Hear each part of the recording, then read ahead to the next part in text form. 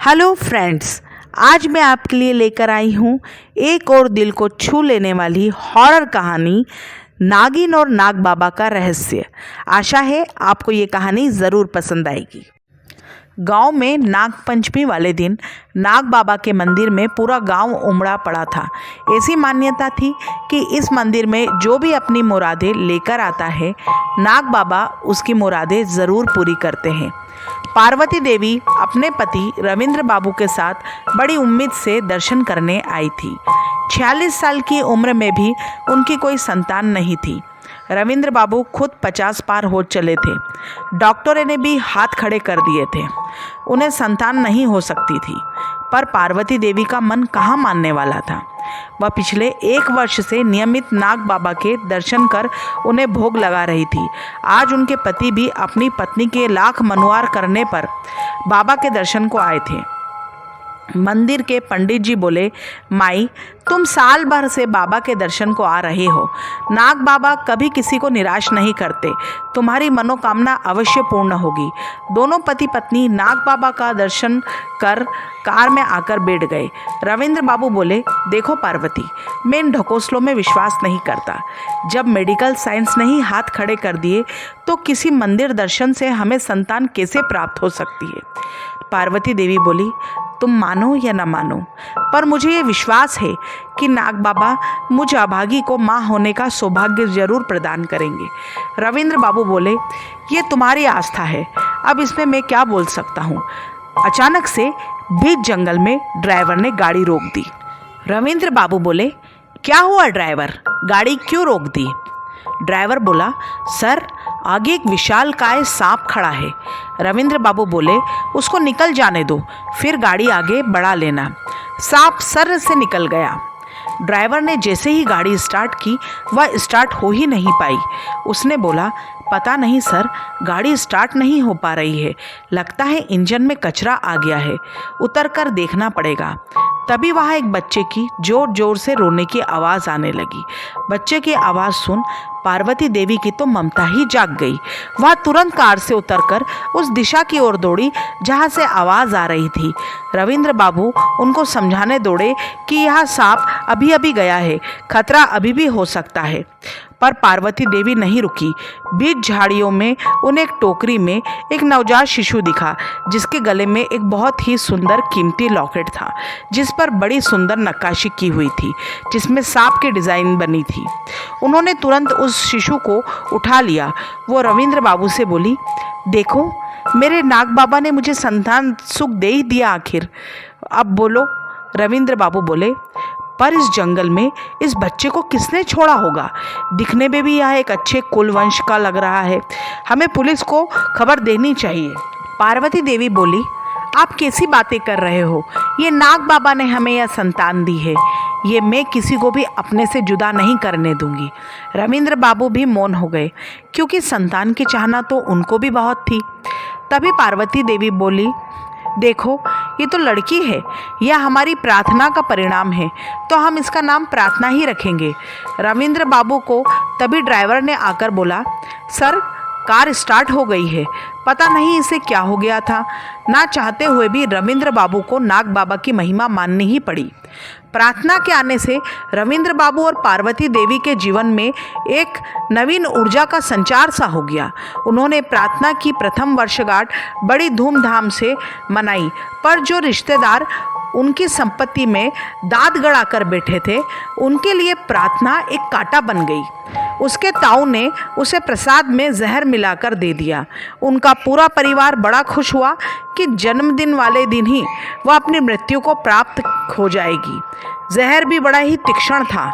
उनका परिवार प्रार्थना की मृत्यु की प्रतीक्षा करने लगा, पर जैसे शिव ने हलाहल विष पिया था, उसी प्रकार प्रार्थना ने भी उस विष को पी लिया। उस अबोध बालिका को कुछ भी नहीं हुआ। पूरा परिवार आश्चर्य में पड़ गया। जब प्रार्थना 2 बरस की हुई तो उसको मारने के लिए उसके कक्ष में सांप छोड़ दिया गया। सांप इतना विषैला था, फिर भी उसके बावजूद प्रार्थना को कुछ नहीं हुआ, बल्कि उससे तो प्रार्थना खेलने लगी। उनका ये दाव भी फेल रहा। जब वो 5 वर्ष की हुई तो पूरे परिवार का पिकनिक जाने का प्लान बना। वहाँ ताऊ जी का परिवार भी आ गया था। बगीचे में एक कुआं था जिसमें बहुत पानी भरा हुआ था। उन्होंने उसे वहाँ पर धक्का दे दिया, पर उस दिन सबने अपनी आंखों से चमत्कार देखा। जैसे किशन जी सांप पर चढ़कर आए थे, वैसे ही साक्षात प्रार्थना भी विशालकाय सर्प पर बैठकर बाहर आई। सबकी आंखें फटी के फटी रह गई। सबने यह मान लिया कि प्रार्थना पर नाग बाबा की विशेष कृपा है। अब प्रार्थना स्कूल जाने लगी। उसके लिए रविंद्र बाबू ने स्पेशल गाड़ी लाने ले जाने के लिए लगाई। जैसे जैसे प्रार्थना बड़ी हो रही थी, उनका बिजनेस भी दिन दूनी रात चौगनी उन्नति कर रहा था। पर अब रविंद्र बाबू प्रार्थना की सुरक्षा को लेकर सचेत हो गए थे, क्योंकि उन्हें शक हो गया था कि उनके परिवार में से ही कोई प्रार्थना को मारना चाहता है। एक दिन प्रार्थना जब कार में स्कूल जा रही थी, तभी उसका अपहरण करने की कोशिश की गई, जिसे प्रार्थना ने खुद नाकाम कर दिया। जैसे अपहरणकर्ता ने उसे पकड़ा, प्रार्थना ने उसे काट लिया, जिससे वही वहाँ छटपटा के मर गया। दूसरा अपहरणकर्ता ये देखकर ही भाग गया। अपहरणकर्ता की पोस्टमार्टम रिपोर्ट में आया कि उसकी मृत्यु जहर से हुई है। ताऊजी ने सोचा, बचपन में जहर देने के कारण शायद प्रार्थना कहीं विष कन्या तो नहीं बन गई। उन्होंने इस विषय में चुप रहना ही उचित समझा। धीरे धीरे समय बीतता गया। रविंद्र बाबू का परिवार भी अब देश के नामी रईस परिवारों में गिना जाने लगा। पैसा और शोहरत जब बढ़ जाती है तो इंसान के दुश्मन भी बढ़ जाते हैं। अब प्रार्थना ने कॉलेज में प्रवेश ले लिया। प्रार्थना दिखने में बेहद खूबसूरत हो गई थी। उसकी नीली आंखें, दूधिया रंगत, भूरे घुंघराले बाल, उभरती हुई लंबाई उसके रूप में और चार चांद लगा देते। उसी कॉलेज में मंत्री रामेश्वर दयाल का अय्याश बेटा राकेश भी पढ़ता था, जिसे कॉलेज में सब रॉकी द डॉन कहते थे। उसका दिल प्रार्थना पर आ गया। प्रार्थना एक पढ़ाकू स्टूडेंट थी। वह किसी भी लेने देने में नहीं थी। जब रॉकी ने उससे बदतमीजी करने की कोशिश की तो उसने उसे एक करारा तमाचा दिया। पूरे कॉलेज में रॉकी की बेइज्जती हुई थी। वह किसी तरह प्रार्थना से अपना बदला लेना चाहता था, पर वो ये भी जानता था कि प्रार्थना एक हाई प्रोफाइल घराने को बिलोंग करती है। उसने अपने पिता को बोला वो प्रार्थना के घर उसका रिश्ता लेकर जाए। उसके पिता मंत्री रामेश्वर दयाल खुद रिश्ता लेकर गए। रॉकी की कारगुजारियाँ पूरे शहर में फैली थी। रामेश्वर दयाल मंत्री तो थे, पर वहाँ भी अपनी अय्याशियों के लिए बहुत बदनाम थे। रविंद्र बाबू ने इस शादी से साफ मना कर दिया। साथ ही ये भी कहा कि उनके बदनाम परिवार से कभी भी वो किसी भी प्रकार का रिश्ता नहीं रख सकते। रामेश्वर दयाल ने भी इसे अपनी ईगो पर ले लिया। उन्होंने कसम खाई कि बाप बेटी को वो सबक सिखाकर रहेंगे। प्रार्थना के 18वें जन्मदिन पर रविंद्र बाबू और पार्वती देवी ने एक 5 स्टार होटल पे ग्रांड पार्टी रखी। प्रार्थना होटल से तैयार होकर पार्लर गई। उस समय उसकी फ्रेंड रितु और पुराना ड्राइवर दिलीप काका ही थे। जब पार्लर से वो निकली तो उसे रॉकी और उसके दोस्तों ने अगवा कर लिया और उसे खंडहर में ले गए। रॉकी बोला, आज मेरी इसके साथ सुहागरात है। देखता हूँ इसके बदनाम होने के बाद कैसे इसका बाप मेरे कदमों में पड़कर शादी के लिए कैसे हाँ नहीं बोलता। तभी प्रार्थना के चेहरे से नकाब हटाया गया। वो बोली, तुमने बहुत बड़ी गलती कर दी। मेरे पापा तुम्हें छोड़ेंगे नहीं। रॉकी बोला, तुझे तो आज मैं नहीं छोड़ूंगा। रॉकी ने अपने दोस्तों को बोला, तुम बाहर पहरा दो। उसने अपने पापा मंत्री रामेश्वर दयाल को बता दिया कि पूरा काम उनकी योजना के अनुसार हो गया है। आज पार्टी में रविंद्र बाबू और उनके परिवार की बेइज्जती तो होना तय है। रामेश्वर दयाल मंत्री होने के नाते उस पार्टी में उपस्थित था। आज वो भरी पार्टी में रविंद्र बाबू की इज्जत उछालने आया था। जब काफ़ी देर हो गई और प्रार्थना नहीं आई तो रामेश्वर दयाल बोला, क्या हुआ रविंद्र बाबू, आपकी बेटी अभी तक नहीं आई? रविंद्र बाबू बोले, बस आती ही होगी। वो ड्राइवर को फ़ोन लगा रहे थे, पर वो भी फ़ोन रिसीव नहीं कर रहा था और प्रार्थना को फ़ोन स्विच ऑफ आ रहा था। उनके चेहरे पर हवाइयाँ उड़ने लगी। रामेश्वर दयाल जोर से बोला, कहीं आपकी बेटी किसी के साथ भाग तो नहीं गई? उसके जोर से बोलने पर पार्टी में सभी ने सुन लिया। पार्टी में कानाफूसी होने लगी कि प्रार्थना किसी के साथ भाग गई है। तभी अचानक से पार्टी हॉल की लाइट ऑफ हो गई और एक गोल प्रकाश दिखाई देने लगा, जिसमें एक अक्स दिखाई देने लगा जो धीरे धीरे हॉल की सीढ़ियाँ उतर रहा था। सारी पार्टी का मरकज़ वो अक्स बन गया था। उसके मुंह पर मास्क लगा था। तभी लाइट आई और उस अक्स ने जैसे ही मास्क हटाया और सरप्राइज़ कहा, रामेश्वर दयाल के तो होश ही उड़ गए। वो पसीने में नहा गया। वो तो प्रार्थना थी, तो खंडहर में रॉकी के साथ कौन था? वह रॉकी को कॉल कर रहे थे, पर वो कॉल भी पिकअप नहीं कर रहा था। वो तुरंत खंडहर की ओर दौड़े। वहाँ उसके दोस्त पहरा दे रहे थे। उन्होंने कहा, रॉकी कहाँ है? रॉकी के दोस्त बोले, वो अंदर प्रार्थना के साथ है। वो बोले, दरवाज़ा खोलो। जब दरवाज़ा खोला गया तो उसके अंदर केवल रॉकी ही था। उसके मुंह से झाग निकल रहा था। रामेश्वर दयाल बोला, रॉकी, ये किसने किया है? रॉकी बस यही बोल पाया, पापा, प्रार्थना, और उसकी डेथ हो गई।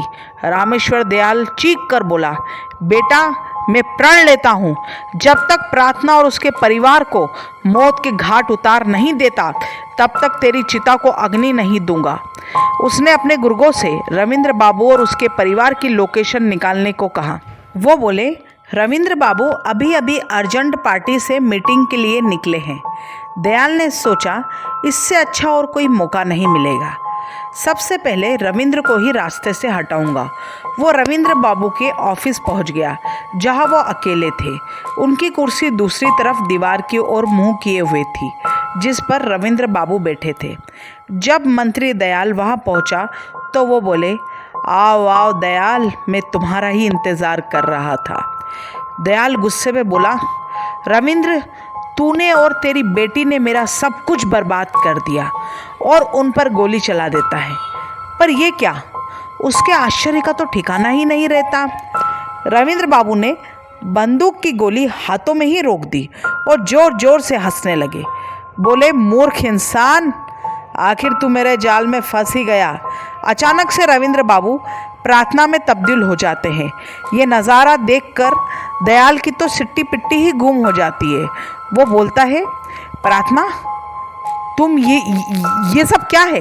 प्रार्थना बोली, क्यों?